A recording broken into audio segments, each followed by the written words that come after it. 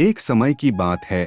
हिमालय की खाड़ी के किनारे एक छोटे से शांत गांव में राहुल नाम का एक युवा लड़का रहता था। राहुल अपने क्रोधी स्वभाव और चंचल मन के कारण गांव भर में प्रसिद्ध था। उसका मन हर समय विचारों से भरा रहता था। सोचो कि उसके विचारों के तूफान ने उसके मन को एकदम बेचैन कर दिया था। उसके जीवन से शांति मानो गायब हो गई थी और वह हमेशा अपने ही ख्यालों में खोया रहता था और तनावपूर्ण जीवन जी रहा था। उनके अशांत मन और क्रोध के कारण उनके अपने परिवार के सदस्यों और गांव वालों से भी संबंध अच्छे नहीं थे, जिससे वह और भी अधिक अकेला और अपमानित महसूस करने लगा। वह और भी अधिक मानसिक तनाव की स्थिति में चला जाता है। एक समय की बात है, राहुल अपने गांव की गलियों में घूम रहा था। तभी उनकी मुलाकात एक बौद्ध भिक्षु से हुई जो एक पेड़ की छाया के नीचे ध्यान में बैठे थे। बौद्ध भिक्षु के चेहरे से निर्मल शांति की आभा झलक रही थी। इस असीम शांति में राहुल बौद्ध भिक्षु की ओर आकर्षित हुआ। जब राहुल बौद्ध भिक्षु के करीब आया तो उसे अपने आसपास एक सकारात्मक ऊर्जा का एहसास हुआ। भरत को एहसास हुआ कि इस असीम शांति और सकारात्मक ऊर्जा का स्रोत कहीं न कहीं इस बौद्ध भिक्षु के भीतर ही है। इसलिए वह वहीं बैठकर उसकी आंखें खुलने का इंतजार करने लगा। थोड़ी देर बाद जब बौद्ध भिक्षु की आंख खुली तो उसने एक युवा लड़के को अपने सामने बैठा पाया। जो बहुत तनावग्रस्त और नकारात्मक भावनाओं से भरा हुआ लग रहा था। राहुल ने बौद्ध भिक्षु की ओर उदार भाव से देखा और बहुत विनम्रता से कहा, मालिक, मेरा मन बहुत अशांत है और मेरे मन के विचार मुझे खाए जा रहे हैं। मुझे एक पल के लिए भी शांति महसूस नहीं हो। क्या आप मुझे सिखा सकते हैं कि मैं अपने अशांत मन को कैसे शांत करूं? बौद्ध भिक्षु ने राहुल की पीड़ा को समझते हुए करुण दृष्टि से देखा और कहा, मेरे प्यारे बच्चे, मैं तुम्हें एक कहानी सुनाना चाहता हूँ। इस कहानी में मानसिक शांति और खुशी के रहस्य छिपे हैं।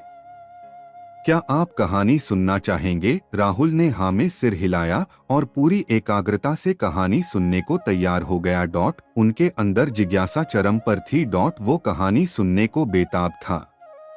बहुत समय पहले की बात है। एक नगर में शक्ति नाम का एक आदमी रहता था। शक्ति बेहद महत्वाकांक्षी व्यक्ति थे और उन्हें हर काम में लोगों से मदद की जरूरत पड़ती थी।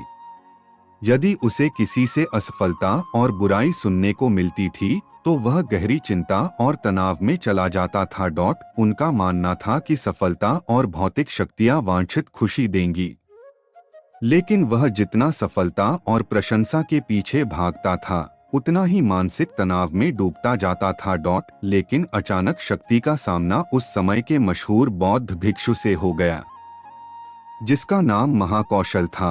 महाकौशल अपने शिष्यों को ध्यान की शिक्षा देते थे और वह स्वयं एक बहुत ही ध्यानमग्न और प्रबुद्ध व्यक्ति थे। महाकौशल की अद्भुत एकाग्रता से प्रभावित शक्ति ने उनसे अपने भटकते मन को शांत करने का उपाय जानना चाहा। शक्ति ने कहा कि मेहनत में हमेशा सफलता के पीछे भागता हूँ और लगातार अधिक हासिल करने की कोशिश करते हूँ, फिर भी मुझे कोई क्षणिक संतुष्टि या आत्मसंतुष्टि नहीं मिलती। इस निरंतर बेचैनी के बीच मैं शांति कैसे पा सकता हूँ? बौद्ध भिक्षु ने करुण दृष्टि से उसकी ओर देखा और उत्तर दिया, आपका मन एक अशांत नदी की तरह है जो हमेशा बहती रहती है। आप कभी भी शांत नहीं रह सकते। इसलिए इस अशांत मन को शांत करने के लिए इस निरंतर बेचैनी के बीच मैं शांति कैसे पा सकता हूँ? बौद्ध भिक्षु ने करुण दृष्टि से उसकी ओर देखा और उत्तर दिया, आपका मन एक अशांत नदी की तरह है जो हमेशा बहती रहती है। आप कभी भी शांत नहीं रह सकते। इसलिए इस अशांत मन को शांत करने के लिए आपको अपने विचारों को बिना किसी रुकावट के जाने देने की कला सीखनी होगी। शक्ति को आश्चर्य हुआ और उसने पूछा कि मैं अपने विचारों को कैसे जाने दूं?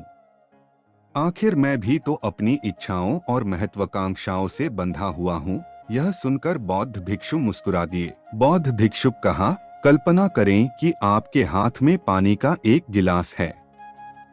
अब आप इसे जितनी देर तक पकड़कर रखेंगे, यह उतना ही भारी होता जाएगा।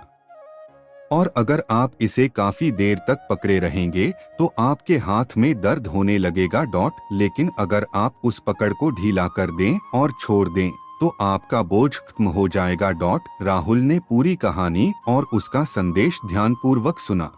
वह समझ गया कि अपने विचारों और इच्छाओं से चिपके रहने से उसका बोझ बढ़ जाता है और अंदर ही अंदर अशांति पैदा कर देता है। अब राहुल को कहानी का अंत सुनने की उत्सुकता से प्रतीक्षा थी। कहकर बौद्ध भिक्षु ने कहानी जारी रखी। एक बौद्ध भिक्षु की बात मानकर शक्ति ने विचारों को त्यागने का अभ्यास शुरू कर दिया। वह बिना किसी पूर्व निर्णय के अपने विचारों और भावनाओं को आते और जाते देखता था। अब उसने विचारों को पकड़ना बंद कर दिया था। विचार उठते थे और अपने आप चले जाते थे। धीरे धीरे उसे यह एहसास होने लगा कि उसकी इच्छा और भावना ही सभी दुखों का कारण है। जैसे जैसे शक्ति ध्यान में गहरे उतरते गए, उन्होंने पाया कि वर्तमान में जीना ही आंतरिक शांति का एकमात्र स्रोत है। वह खुद को वर्तमान में स्थापित करके अपने मन की निरंतर बकवास से छुटकारा पा सकता था। धीरे धीरे शक्ति का मन एक शांत झील की तरह हो गया जो बाहरी दुनिया को अपने अंदर प्रतिबिंबित करती है। उन्होंने जीवन की सादगी में संतोष को अधिक महत्व दिया और भौतिक संपत्ति के प्रति अपना लगाव छोड़ दिया। जैसे ही शक्ति में ऐसे बदलाव की खबर लोगों के बीच फैली, दूर दूर से लोग मार्गदर्शन लेने आने लगे। लोगों को विचारों को मुक्त करने की कला सिखाना और उन्हें अपने भीतर शांति खोजने के लिए मार्गदर्शन करना, वह लोगों के बीच शांति और ज्ञान का प्रतीक बन गया। शक्ति और साधु की कहानी समाप्त कर महाकौशल बौद्ध भिक्षु कुछ देर के लिए चुप हो गए ताकि इस कहानी का अर्थ राहुल के मन में अच्छी तरह बैठ जाए। इस बात पर ध्यान दें कि आप दिन भर में क्या करते हैं और अपने आसपास होने वाली घटनाओं पर आप कैसे प्रतिक्रिया करते हैं। हर काम पूरी जागरूकता के साथ करें। जब आप खाएं तो प्रत्येक टुकड़े के स्वाद का आनंद लें।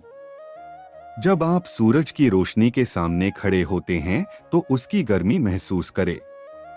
लोग क्या कहते हैं उसे ध्यान से सुनें और समझें। छोटे छोटे बदलावों से लोगों के जीवन में चमत्कारिक परिवर्तन आते हैं। राहुल की शिक्षाओं से लोगों ने सीखा कि जीवन का आनंद वर्तमान में जीने में है। दोस्तों, यह कहानी का अंत है। छोटे छोटे बदलावों से लोगों के जीवन में चमत्कारिक परिवर्तन आते हैं। राहुल की शिक्षाओं से लोगों ने सीखा कि जीवन का आनंद वर्तमान में जीने में है। दोस्तों, यह कहानी का अंत है। मुझे आशा है कि आपने इस मोटिवेशनल स्टोरी से बहुत कुछ सीखा होगा। आपका कीमती समय देने के लिए बहुत बहुत धन्यवाद। दोस्तों, अगर कहानी पसंद आई हो तो वीडियो को लाइक करके चैनल को सब्सक्राइब जरूर कर दे, क्योंकि हम हमेशा आप में बदलाव करने के लिए मेहनत करते हैं।